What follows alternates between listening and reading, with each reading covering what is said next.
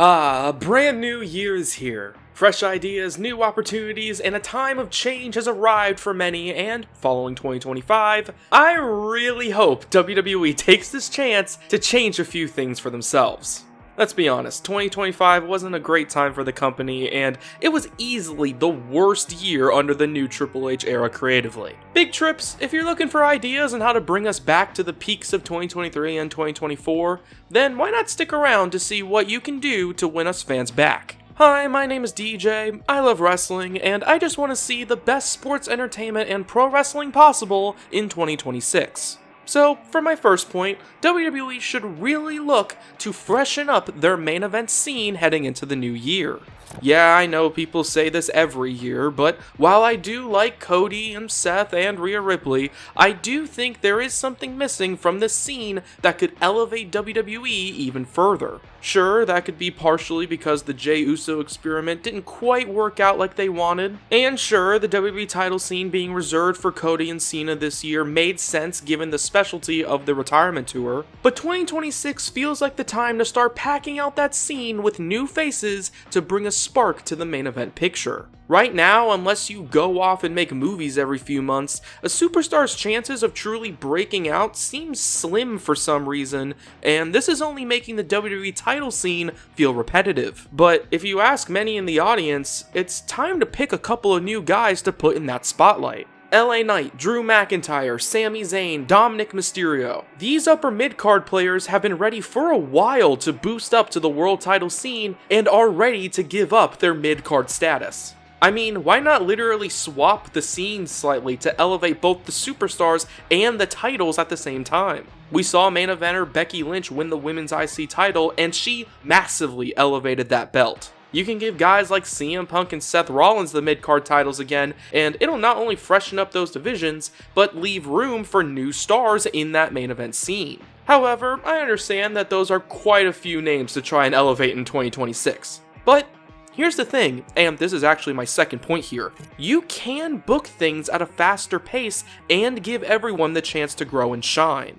You see, over the last few years, WWE has moved at a very slow pace. Year-long title reigns and meaningless 6-month-long feuds have become far too commonplace for me. So, my proposal is for Triple H to simply double your big moment booking speed. That means way more character turns, debuts, returns, shocks, surprises, twists, and payoffs on TV. In simple terms, make Raw and SmackDown exciting every week. Remember the electricity of the Attitude Era? One of the reasons why it was like that was because there was constant action, constant motion, and everyone felt constantly fresh because characters were changing rapidly in response. The Rock went from Rocky Maivia to Member of the Nation of Domination to WrestleMania main eventer in the span of a few years because every week on Raw, his character would get the chance to shift and change and shine. Judgment Day being slightly upset with each other for 3 years isn't growth, it isn't progression, it isn't giving people like Raquel and Finn the chance to become bigger stars. It's making them stall, stagnant, and boring. And piggybacking off of that slow motion booking, there's a whole other laundry list of things that make the show feel like I'm swimming through a tub of glue. And look, I don't hate WWE, okay? I love it, and I've loved it my whole life. But I've got one more big rant in me to go before officially being ready for this year, and I've simply titled it, WWE, Stop Wasting Our Time. Ads taking up nearly half your show, 10-minute long skippable entrances to kick off Raw every week, 40-minute matches where the first half is basically just filler, 30-minute long promo segments that set up or pay off nothing. At this point, WWE is best watched on YouTube or recorded the next day because so many little things end up eating time that could be spent on, like I mentioned, exciting twists and character growth. And no, this isn't me trying to kill entrances and kill long matches. I just want that stuff to be paced out well and in a way that doesn't feel like a waste of time. Not to mention the insane amount of time wasted on DQ finishes and no contests. 45-minute segments like the John Cena vs. Sami Zayn US title match on Cena's final ever SmackDown, where the conclusion of it all was just a pointless attack by Brock Lesnar that doesn't progress the story or characters of anyone, and it's just a waste of time, resources, and makes me feel like a cuck for actually getting invested in good fuck.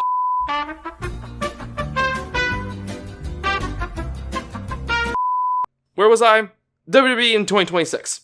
Right. Heading into this year, if there is any lesson you actually need to learn from 2025, it's to reevaluate how to handle retirements.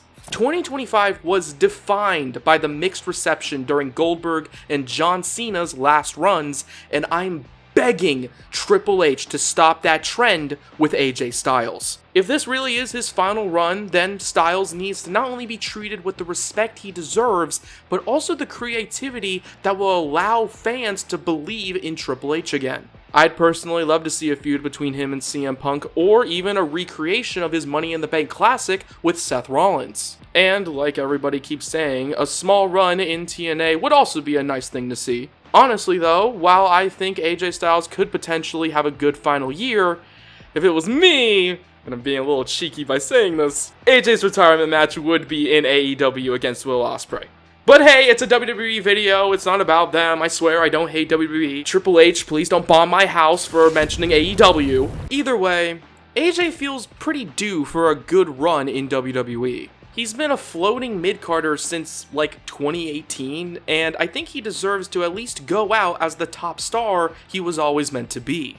Come to think of it, AJ is another one of those guys I'd want to see win a world title during 2026. No, not everyone needs to win a world title during their retirement year like John Cena, but I think Styles could easily lead Raw for a few months as World Heavyweight Champion, and it would be awesome. And if you really want Gunther to beat Styles during his retirement match to continue that whole career killer gimmick, then him beating Styles for the World Heavyweight title at the end of the year really just fits for me. Like, how do you upgrade from retiring John Cena? Retire AJ Styles while also winning the World Heavyweight Championship. No matter what though, WWE has a lot of work to do entering this year. Whether it's AJ's last run, the main event title scene, or the bullshit prices of WWE tickets, this should be a big year for positive change for the company. Here's to 2026 in the hope that this year will bring WWE back to the peak highs that after 2025, fans deserve.